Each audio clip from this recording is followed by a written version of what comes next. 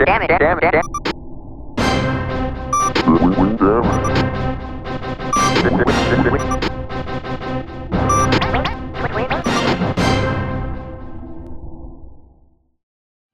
so like, if you hit him on the frame where you're actually, like, oriented properly, then you'll do damage. Otherwise, it just bounces you off. Half correct. If you hit him on the side that's like, hey, let's say you're standing upright because when you bonk in the air, you do a half flip. Yeah.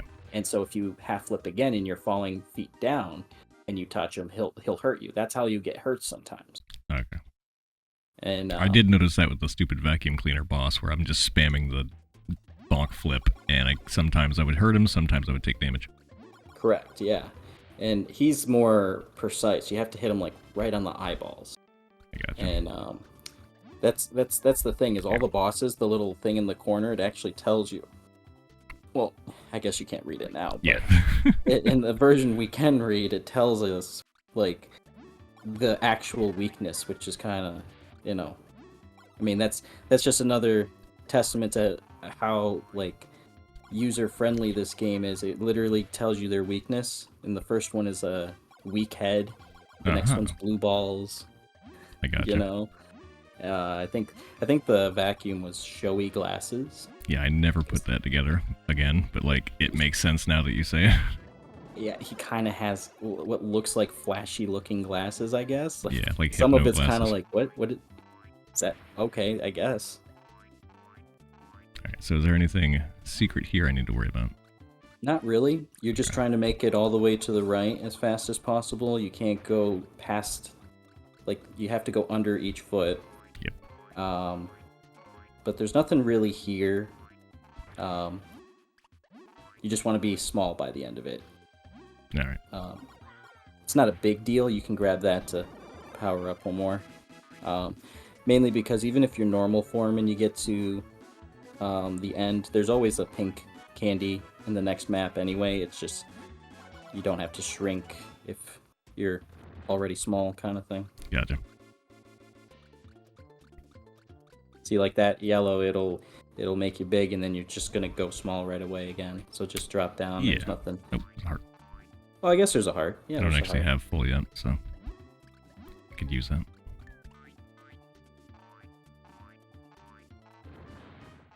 Yeet. Bonko down a hole. So what are you drinking tonight? I am drinking what I thought was an appropriate beer since this game has dinosaurs in it. So I have a Pseudo Sue Pale Ale from Toppling Goliath. It's got a purple and green Tyrannosaurus on it. Yeah, that looks pretty awesome. Never seen that. Yeah, this is the little sister version of King Sue, which is the double IPA, and it's a collaboration with the Field Museum in Iowa, where like they have the statue, or the fossil of this particular Tyrannosaurus. Neat. I am drinking 2 Turnt tea. Nice. And Fireball. I got some Fireball. I haven't had any of that yet, though. That is very classy. I mean that sincerely. Nothing wrong with it. Well, hello, kitty. You want to come sit next to me? You gonna be chill? Cat says, I may choose violence, but I'm not telling you. Okay, so there's an extra map that's possibly missable. It's in the bottom left, if you want to check it out. But that's the thing, is if you go to like the middle right, that's like gonna just skip that map, and there's nothing down there really on it. Yeah, kitty came to chill. You might hear her purring. I don't know how good my microphone is. She's like a foot away from it.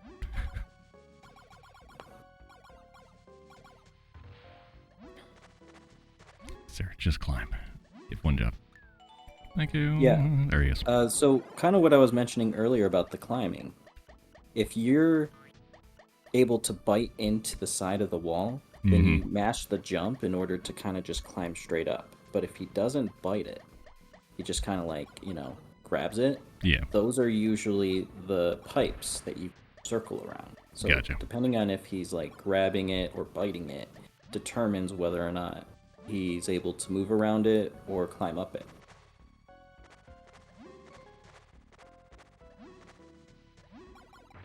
And then pretty much if he doesn't do either, he just doesn't latch on. Like, this game is inconsistent in the sense of No, shit, I didn't you want just jump onto the wall, and if he grabs it, he grabs it, and if he doesn't, get over it. that. Yeah.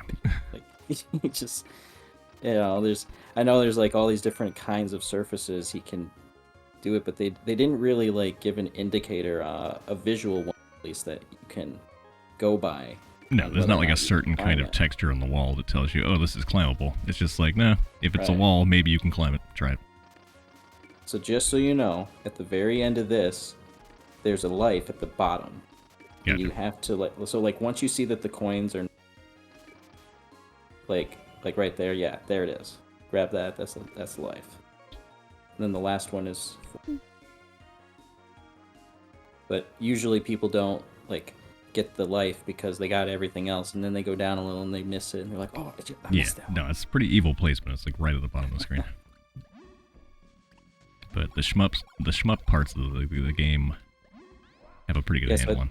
So I think it's like up to the right is like gonna skip that one area I was telling you about.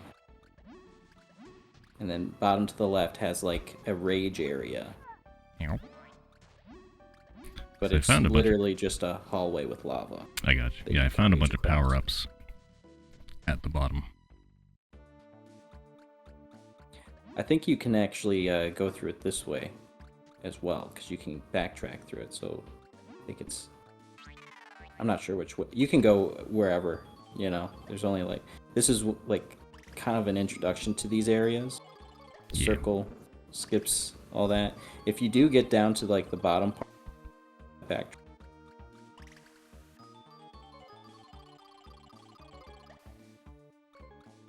So yeah, this one over here. If you go down that little that path hole at the over end to the right, there's like that's the rage area, and there's actually a down there and all that. I got you. So one of the few places you can actually kind of backtrack, because there's a lot of places that there's like, you know, can't go back. Yeah, it seems like once you go to the next level, stage, what have you, like you're pretty much locked in. Usually.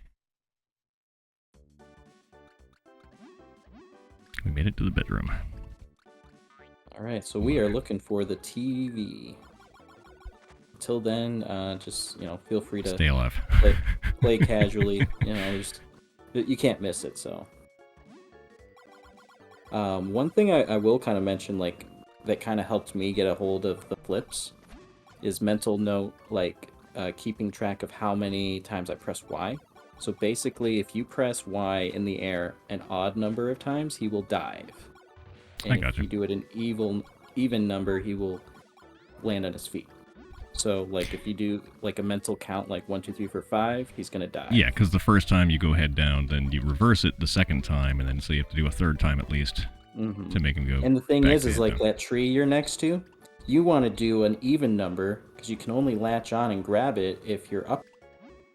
So there's, like, all these different things of, like, situational, like you'll bonk off it if you're too close and still bonking, and then you won't grab it if you see if you're sliding down in it. So interesting. It's just kind of like once you kind of notice that and pay attention to it and kind of harness that like knowledge, you can really take advantage of what he's actually capable of. Oh yeah, and, it's nice that it at least has some logic behind it, and there's systems to it, and it's not just that it's a janky game that doesn't work very well because it's programmed bad or something.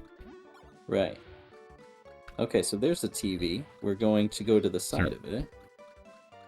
Just jump into him. There you go.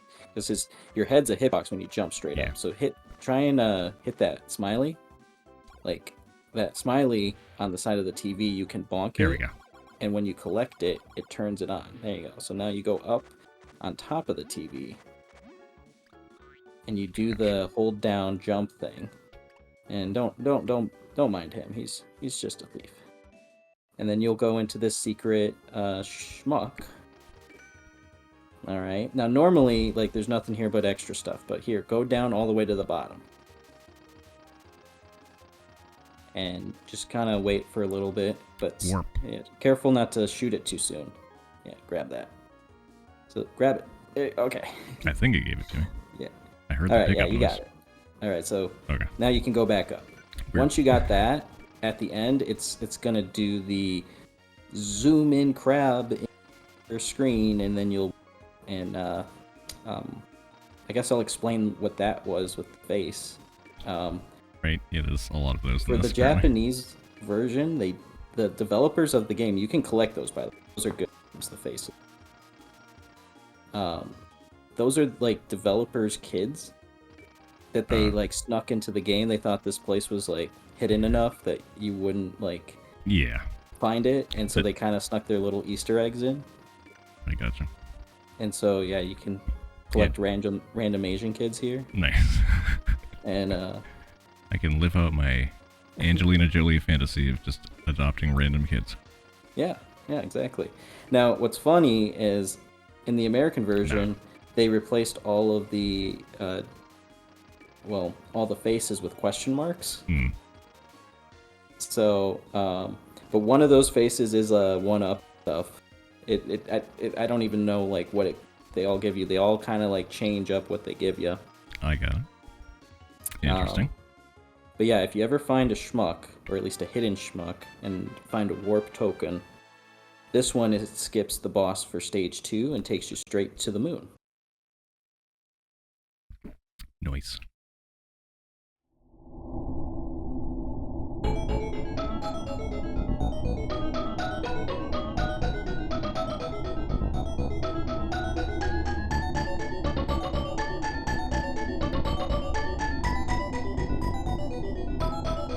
Thanks, Fox. I thought they had me.